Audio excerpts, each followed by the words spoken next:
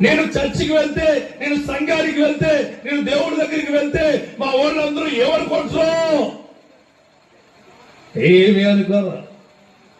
నువ్వు తాగుడుకు వెళ్ళినప్పుడు ఎవరు అనుకుంటారా?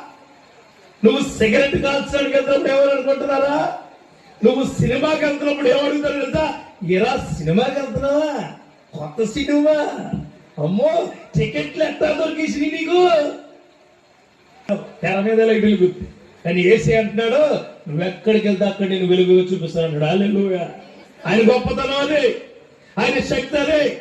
ప్రత్యేకించబడిన తల్లిదండ్రులకు ఆయన ఈ రాత్రికాల సమయంలో ఆయన ఈ హృదయంలో పుట్టబోతూ ఉన్నాడు. హల్లెలూయా. ఈ రోజు నీ హృదయము ఆయనకిస్తే, ఈ రాత్రికాల సమయంలో నీ హృదయం ఆయనకిస్తే, నీ ఆర్థిక భారాల నుంచి విముక్తి అవ్వబోతున్నాడు.